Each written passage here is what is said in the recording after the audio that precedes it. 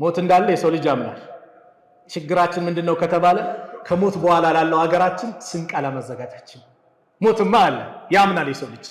ዛሬ አላህ ይጠብቀን። ድንገተኛ ሞት እየበዛ ነው።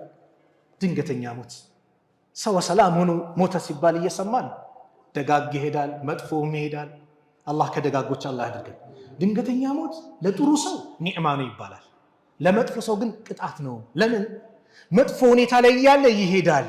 ኸምር እየጠጣ ሊሄድ ይችላል፣ ዝሙት እየሰራ ሊሄድ ይችላል፣ መጥፎ ነገር እየሰራ ሊሄድ ይችላል። ሷሊህ ሆነስ ቁርአን እየቀራም ከሆነ ኻቲሙ አማረለት፣ እየሰገደም ከሆነ ኻቲሙ አማረለት። አያችሁ፣ ለደጋግ ሰዎች ለመልካም ሰዎች እረፍት ነው። ግን መጥፎ ሐል ላይ ያሉ ግን ከባድ ቅጣት ነው። ለዚህ ነው አንድ ዓሊም አንድ ሳምንት መታመም ራሱ ወላሂ ኒዕማ ነው አሉ። እንዴት እላችኋለሁ? ኢስቲግፋር ለማድረግ ጊዜ እኮ ያገኛሉ።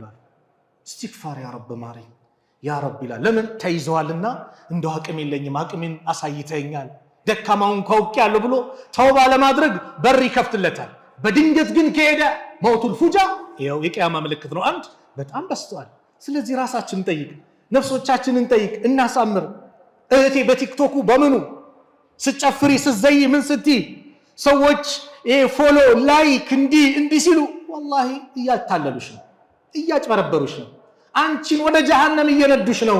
አትቀበያቸው፣ እሺ አትቢያቸው። ወደ አላህ ተመለሺ። ተውባ አድርጊ፣ ተውባ አድርግ፣ ተውባ እናድርግ። ወንዱም ሴቱም ሁላችን ዲን ላይ ቀልድ የለም፣ ዲን ላይ ማሾፍ የለም። ወላሂ በዲን መቀለድ እኮ ከባድ ነው፣ ከባድ ዋጋ ያስከፍላል። ዲን ዝም ብሎ የመጣ ዲን አይደለም። ኢስላም የሐምዛ ጉበት የተቆረጠበት፣ ቢላል እንደዛ የተቀጠቀጠበት፣ ሱመያ በአሰቃቂ ሁኔታ የተገደለችበት፣ በሀገራችን ደረጃ ሲታይ ደግሞ በአጼው ዘመን ሙስሊሙ ማህበረሰብ ብዙ ዋጋ የከፈለበት ዲን ነው። ይሄ ዲን ቀልድ አይደለም ወላሂ። ጀነት የሚያሸጋግር ዲን እንዲህ ልናላግጥበት ልናሾፍበት ዴት ጀነት የሚያደርስ እኮ ነው። ኢስላም ሁሌም ከፍ ያለ ነው። ከፍታውን ይቀጥላል። ኢለውል ቂያማ ድረስ ይቀጥላል። ኺታሙን በሱ ነው። ኢስላምን ካልያዘ ሚድን የለም። ሁሉም እሳት ነው የሚገባው በኢስላም አስተምሮ። ግን አንድ ሰው እስልምናን ተቀብሎ ቢመጣ እስልምናን የተቀበለው ሰው የተከበረ ይሆናል፣ ደረጃው ከፍ ይላል እንጂ ኢስላም በሱ መስለም ምን አይልም፣ ደረጃው ከፍ አይልም። ይሄን ያሱ እኔ እስልምና ደብሮኛል ቢል አንድ ሰው እንከን አይቶ የሚወጣ የለም። ዛሬም ነገም ለወደፊቱ ሙሉ ፐርሰን በኮንፊደንስ የምንናገረው ኢስላም ላይ እቺ እንከን አለች ብሎ የሚወጣ አንድ አካል አይኖርም፣ ሊኖርም አይችልም። ለምን ከተባለ ኢስላም ሙሉ ነው። ከሶስት ግን በአንድ ሊወጣ ይችላል። ዱንያ፣ ስልጣን፣ ተቃራኒ ጾታ፣ ወንዱም ሴት አፍቅሮ ሴቷም ወንድ አፍቅራ ሊሄድ ይችላል። በመሄዳቸው ግን ልብ በሉ ምን የለም፣ ኢስላም አይጎዳም። የሚጎዳው ማን ነው? ሰውየው፣ ግለሰቡ ነው። በመምጣቱም ኢስላም አይጠቀምም፣ የሚጠቀመው ሰውየው ነው። በመሄዱ ኢስላም አይጎዳም፣ የሚጎዳው ሰውዬ ነው። እኛ የአላህ ባሪያ ብንሆን አላህን ለይለን ወነሃራ ብንገዛ ምን ብንል ለአላህ ስልጣን እችን ምታክል አንጨምርለትም፣ አንገዛም ብንል ሁሉም እንደ ፊራውን ቢሆንም ደግሞ ከአላህ ሊጎዳ አይችልም፣ ካለው ስልጣን ሊቀንስበትም አይችልም።